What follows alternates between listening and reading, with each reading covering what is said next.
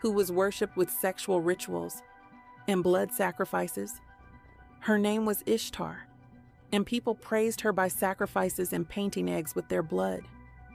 And today, we celebrate her without even realizing it. Let's talk about the dark truth behind Easter. Now, most Christians believe Easter is about one thing: the resurrection of Jesus. And yes, the resurrection is real. It's the foundation of our faith. But here's what nobody tells you. The word Easter is never mentioned in the original Greek or Hebrew scriptures.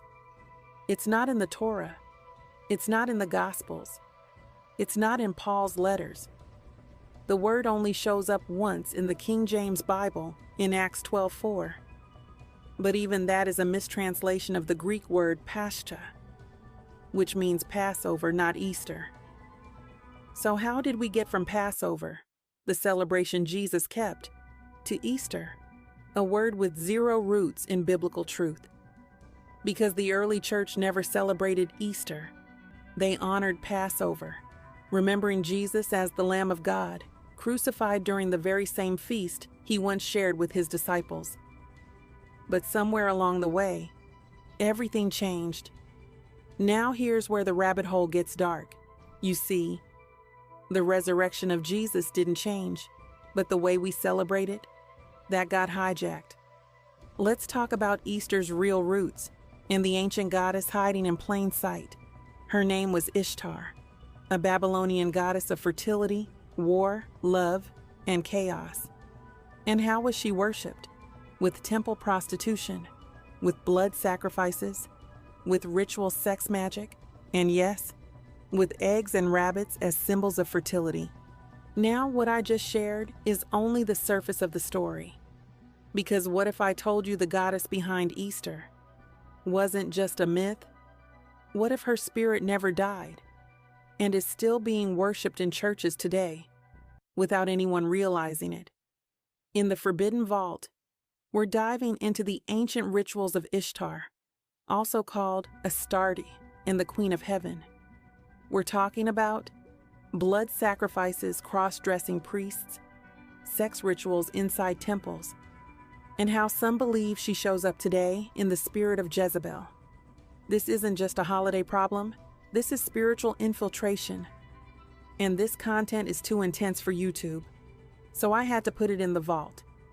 If you're ready to uncover what mainstream Christianity refuses to touch, click the link in the description and unlock the vault now.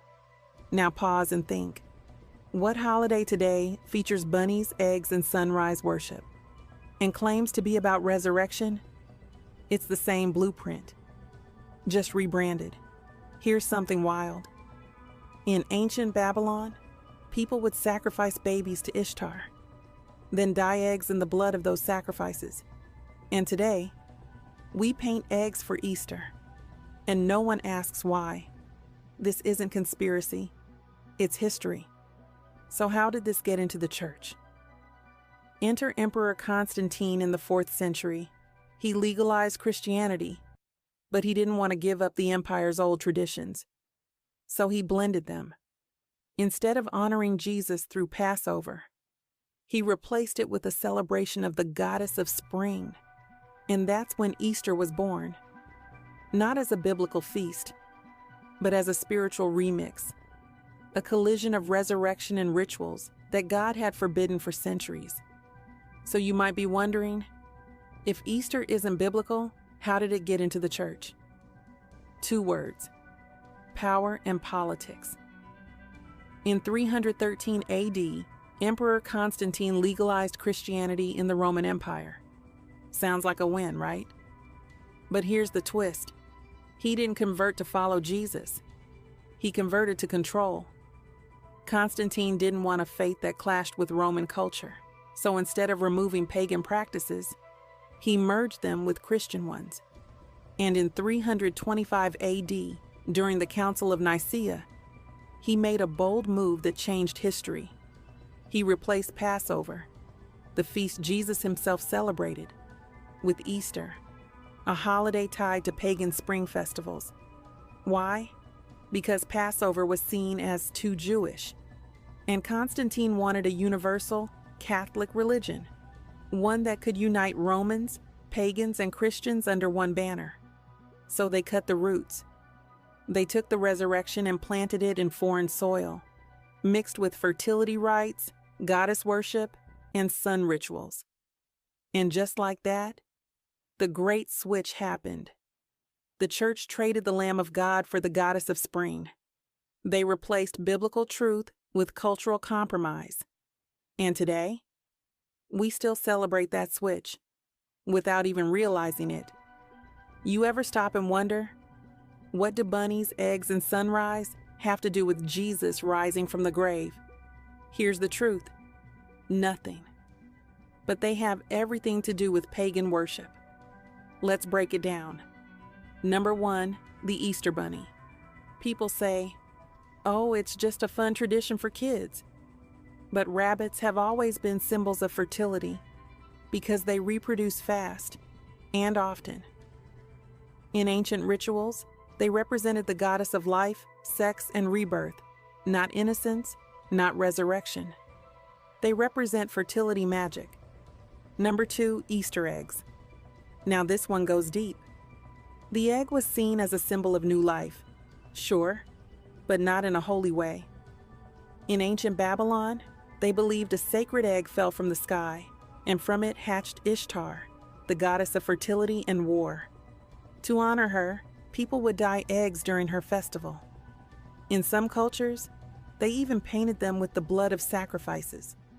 So when you see baskets of pastel eggs today, understand, it's not just decoration, it's a ritual legacy. Number 3, sunrise services. We're told it's to honor the moment Jesus rose. But where else do we see worship at sunrise? In pagan cultures, sunrise was sacred, the time when sun gods were honored. Even in the Bible, God warned about this.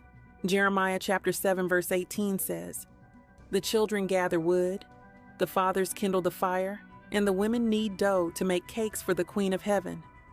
Sound familiar? Sun worship, ritual cakes, a female deity, all happening in the morning. And God? He called it abomination. So when we say Happy Easter while baking treats, hiding eggs, and attending sunrise services, we have to ask, are we honoring Jesus or unknowingly continuing something far older and far darker? All right, now that the veil's been lifted, what do we do with all this? Because for a lot of people, Easter is just a day to celebrate Jesus, a time for family, church, good vibes. But now you know the roots. And here's the thing about roots. If they're rotten, the fruit is too. We can't just slap Jesus' name on ancient rituals and call it holy. Deuteronomy chapter 12 verse 30 warns us, "Do not inquire about their gods, saying, 'How did these nations serve their gods?' I will do the same. You shall not worship the Lord your God in that way." God doesn't want blended worship. He wants pure devotion. Now that doesn't mean you stop honoring the resurrection. It means we return to doing it God's way. Jesus died and rose during Passover, not Easter. That's the celebration he kept. That's the timeline the Bible gives us. And maybe it's time we stop trading truth for tradition.